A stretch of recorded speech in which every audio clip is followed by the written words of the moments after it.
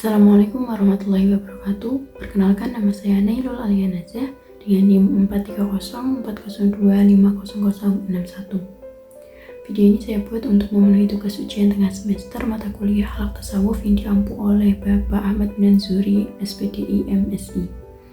Dalam video ini saya akan mereview salah satu artikel yang berjudul Peran Psikologi Tasawuf dalam membangun kesehatan mental. Artikel ini ditulis oleh Hanum Alia Zulfani dan Elsa Salsabila. Penerbit artikel ini Mutiara Jurnal Penelitian dan Karya Ilmiah. Artikel ini terbit pada tahun 2025.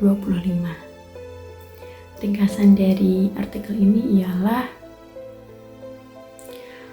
artikel ini membahas tentang kesehatan mental dari perspektif tasawuf yang berbeda dari pandangan psikologi barat yang lebih menekankan aspek kognitif dan emosional. Kesehatan mental di sini dipandang sebagai kesejahteraan holistik yang melibatkan dimensi fisik seperti psikologis dan spiritual dengan hati atau kolbu sebagai pusat eksistensi manusia. Kondisi ideal adalah nafs al-mutmainnah atau jiwa yang tenang, yang dimana individu mencapai kedamaian, kepasrahan, dan ridho terhadap takdir ilahi, sehingga tidak mudah terganggu oleh stres ataupun emosi negatif. Dalam artikel ini terdapat praktik-praktik tasawuf yang dapat meningkatkan kesehatan mental. Yang nomor 1 ialah zikir atau dengan mengingat Allah. Zikir dapat sebagai terapi kognitif dan emosional yang dapat membantu mengalihkan fokus dari pikiran negatif dan menurunkan stres. Nomor 2, fikir atau perenungan.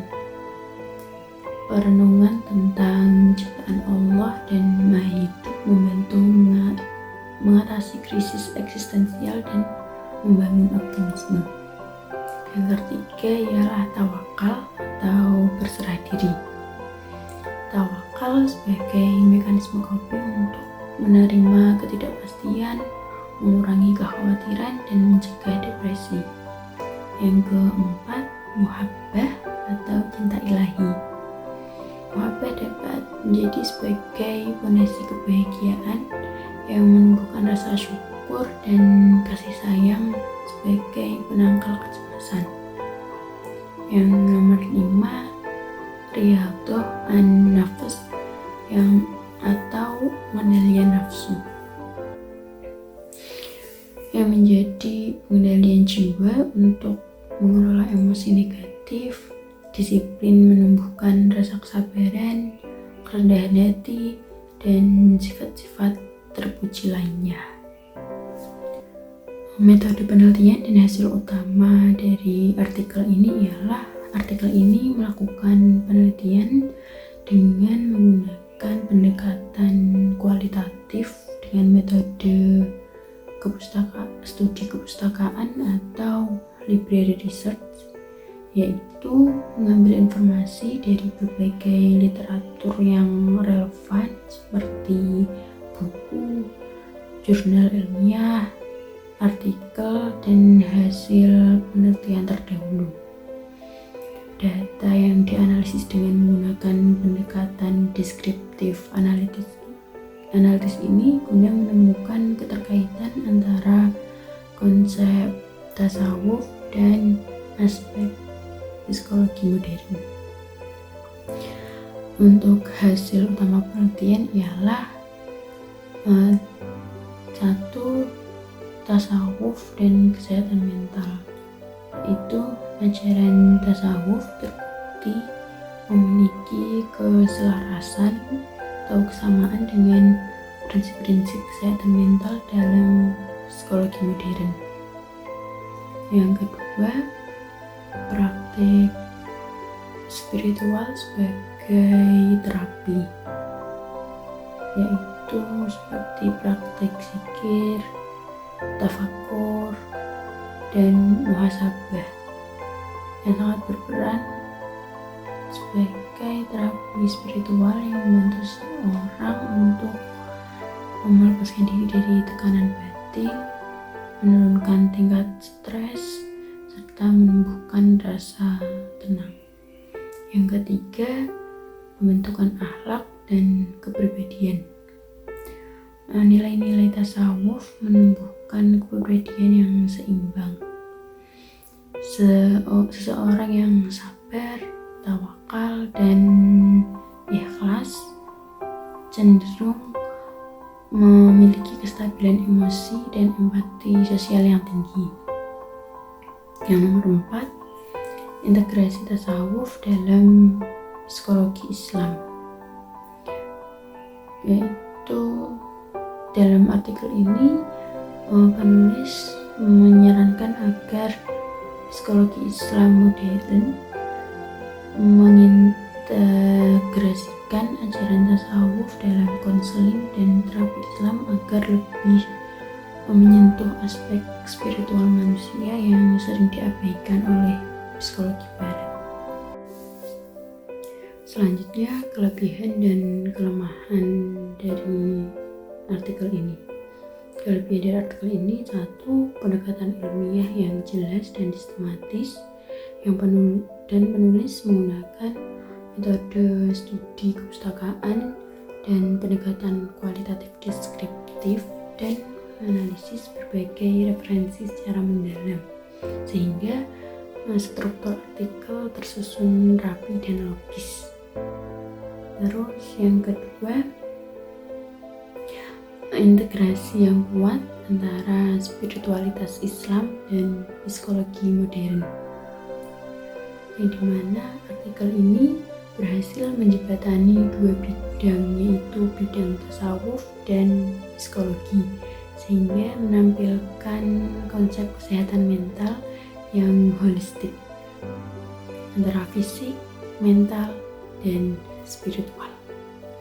Terus yang ketiga, memberikan contoh praktik yang sofistik yang seperti dijelaskan tadi pada bagian ringkasan.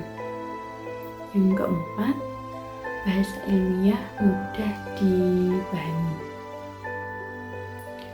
Untuk kekurangan dari artikel ini ialah: 1. Artikel ini tidak menyertakan data yang empiris. Terus yang kedua, kurangnya pembahasan perbandingan dengan psikologi modern. Yang ketiga, tidak adanya ilustrasi atau model konseptual. Terus untuk kesimpulan dari pembahasan kita tadi ialah artikel ini menegaskan bahwa tasawuf memiliki peran yang sangat penting dan relevan dalam membentuk serta memelihara kesehatan mental pada masyarakat modern. Terus artikel ini juga menjelaskan bahwa dalam perspektif tasawuf, kesehatan mental yang sejati bukan sekedar bebas dari penyakit jiwa, melainkan kondisi yang seimbang antara jasmani, psikologis, dan spiritual. Pusat dari kesehatan ini ialah hati atau qalb. Terus penulis menyimpulkan bahwa psikologi tasawuf dalam menjembatani antara ilmu psikologi modern dan spiritual Islam dengan menggabungkan ilmu pengetahuan dan dimensi keagamaan tasawuf, membentuk manusia modern menemukan kembali makna hidup, kedamaian batin, dan keseimbangan emosional yang telah hilang. Pada akhirnya dapat disimpulkan bahwa tasawuf bukan hanya warisan spiritual Islam, tetapi juga menjadi solusi nyata bagi krisis mental dan spiritual manusia pada masa kini. Dengan menanamkan nilai-nilai tasawuf dalam kehidupan sehari-hari,